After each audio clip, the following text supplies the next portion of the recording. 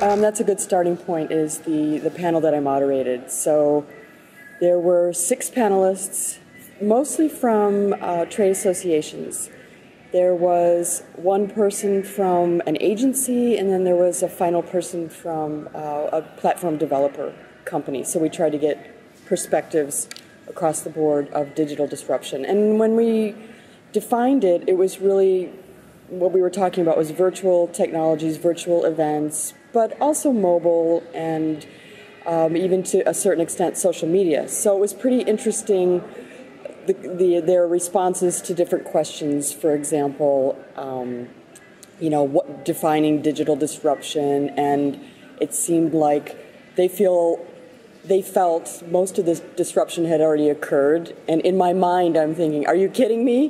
This is like a fluid, dynamic thing. It's just the tip of the iceberg. There's so much that's already happened, but there's also far more that's yet to come. I would agree and with my concern, really, is whether we're prepared for it or not. Yeah. So just that was one aspect of disruption. So my sense would be that if we just continue on the digital, is that no, we are barely starting to see the disruption that's going to happen, and we're starting to see how world events have been impacted by the hyperconnectivity of the world and social media, and really big world events.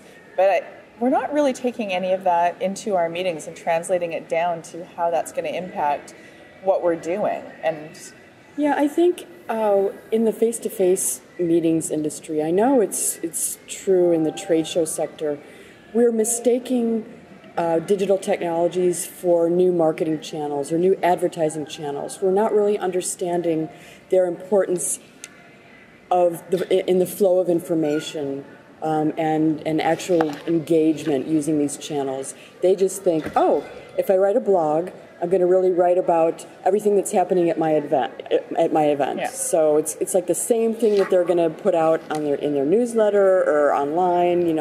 All the different details about their event.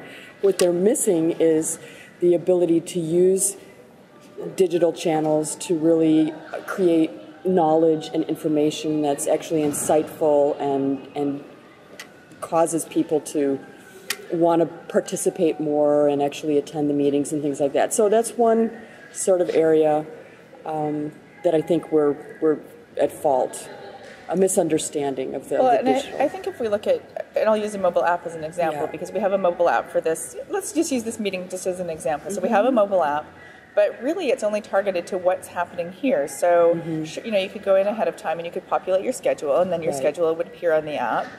But other than that, there wasn't a lot of opportunity to really figure out how to create a community around that. Right. Or even to distribute information through that. So it's just really, it's a printed brochure on a different platform. Right. Which is, that's great, that's a good start, but it's not taking advantage of that technology at all. But that is a disruptive technology, is that, that we have these mobile apps and they have all of this capability, and, it tells you where you are, and, we tie it to our Instagram and it says, here you are in Orlando taking a picture of something. But mobile is a good example, because we've done a really good job in this industry of using mobile, as you said, to sort of nail down the behavior at the event. But nobody's cracked the nut, let's just say, about how to then take that same mobile platform and use it year-round. And I don't understand that, even as someone who's creating events, or creating conferences, and so then people say, well, we need to have a mobile app. And I'm like, you don't need a mobile app for this event. You need a mobile app for your organization or for your association. And if you already have one for your organization or your association, then how are you going to just build off of that so that, yes, you can still get your mobile brochure of this event, but that you have that ongoing engagement. You're investing in that as one of your technologies and one of your streams, much as you would invest in a website, or as much as you would invest in having people in your office to answer members' questions. I think just because we haven't figured out how to harness the power of mobile after the event or before the event necessarily, I don't think that it's going to go away or the value will diminish. Let's just say we just haven't figured out how to create something that's so compelling that someone would want to be tuning in year-round. But I heard yesterday at our Reimagining the Trade Show lunch. So Microsoft had this presentation, and it's kind of related, where they were reimagining their trade show as more of an urban landscape. Nice. And they had different, the same way we had here at PCMA for the different lunch themes, and it was color-coded. Yes. So Microsoft sort of color-coded different areas. And rather than create this rigid floor plan sort of situation, they actually created sort of like content areas, and then they built their trade show environment around the content areas. But what was even more interesting than that is during the year, they have these same content and subject matter areas flowing through to their clients and the people that would come to the conference.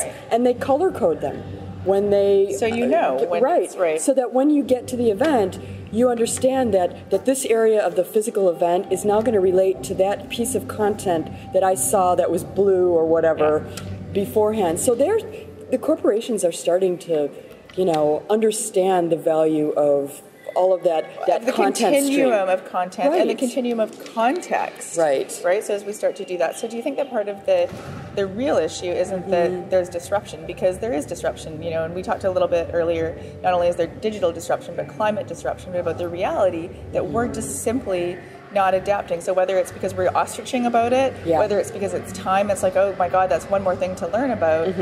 I really feel like, especially with digital, we don't really have that big of a learning curve, because I think most meeting professionals are already incorporating that into their own lives. So their kids and their grandkids have tablets.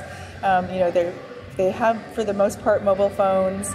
They're certainly working on computers most of the day. They're seeing how it's impacting, but we're just... There's a gap between what we're seeing in the world and how we're extending that. Yeah, which is kind of crazy, because we're all so gaga over our iPhones, and then we come to an event where they have some wonderful content or a wonderful, platform for engaging and learning, and we look at it like it was the first time we've ever seen it. It's just so weird to me. It is. But, maybe as meeting professionals, we have to do a better job of transitioning people from what they know and love in their personal lives to what they know and love in meetings. It's no longer separate worlds anymore. I think that's the big lesson of disruption. It's everything is blending into one thing. Yeah, and and Thomas Friedman's point this morning about really we have this hyperconnectivity that we're just it's all around us. It's sort of it is really. People on the podcast can't see me. I'm waving my hands like it's all around us, but it is something that it is ubiquitous, and it's something that we can't say, oh, this is happening to other people. It's not happening to other people. It's happening to our people.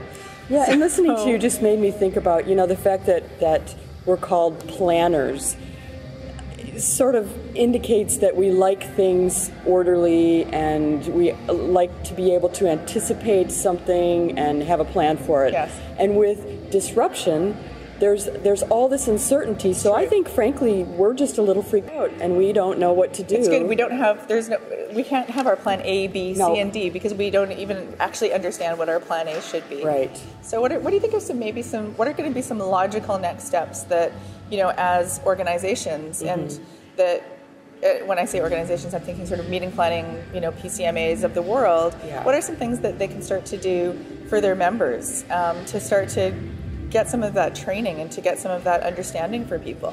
I think that we need excellent leadership, which I think PCMA has. Yes. Because I don't think it's really about surveying the jeebers out of your membership. No. It's about, at some point, deciding, after you've done sufficient research, about which direction to take an organization. So I think starting with leadership.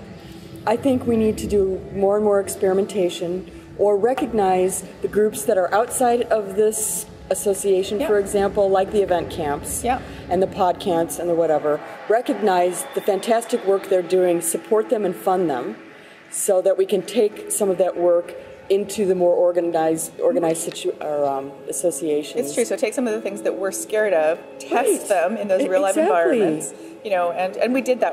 I can speak to Event Camp Vancouver because we did that. We took all of these things that people were like, oh, we can't, if we do a soft seating, if we add balls into the environment, people won't like it. If if we have a game, people aren't going to, they might not engage in it. If we have, if we try and, what if we try and, we Skyped Mary Boone in to a breakout session and had her on a table, that's not good. Right, so here the difference was you just did it. We just did it. It's just like, let's stop talking about it and just do some of this stuff. So do we start to do some of those things so people can start to see, what, this actually is how we can take some of these, what we consider disruptions, and start to actually mainstream them, because this is the reality of, and also the capabilities of the technology are so phenomenal, and how we can actually use the technology to the benefit of every single person who is, going to be there. And I think, just a little bit tying into that is that people are still a little bit scared of hybrid and virtual events. Right. And, it's in the cannibalization and again, we talked a little bit about this, that,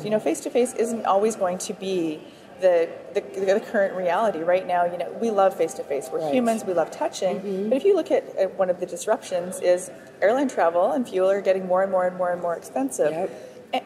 On one hand, so the reality of face-to-face is going to be that there's a very good potential that will become diminished, I think. And so then how do we then embrace those virtual communities and bring them in so that they are more a part of it? And you and I are a great example of, we've been having conversations for 3 years. We met face-to-face yesterday. Yes. So to say that you can't have a valid conversation or a real relationship with somebody in a non-face-to-face environment, well, we can stand here and say it's not true. Right. So, if we're, getting down to thinking a business deal, that's a great time for face-to-face. If we're really trying to do collaborative solution building, great time for face-to-face. But as we look at the practical realities of climate change, and you can't get there because of weather, and fuel prices have doubled, and so your airline ticket is $7,000, then you need to say goodbye to this lady. Then you need to be able to come up with, again, how is that disruption going to affect our industry, and what are we going to do about it? Yeah. Well, I think, it just sort of circles back to a point that you made at the beginning of our discussion, and that is there are two worlds that are colliding here. There's the real world, and there's a digital world, and there's kind of two realities. Or at least people think there's two realities, when in fact there's really one reality. And what we need to do to prepare for what we're afraid of is to start in very maybe small ways, blending the two environments together and seeing what we can make and build on top of that blend of things. But no longer thinking about, it's either physical or virtual, because it's going to be the experience, and the experience will be both. It will be all of that, and it'll probably be more things that we haven't even thought of. I agree. So I think that this is a great time to say thank you very much, Michelle Bruno. This is Tahira Endine, roving reporter, signing off for Meeting Podcast from PCMA Convening Leaders in Orlando. Thank you.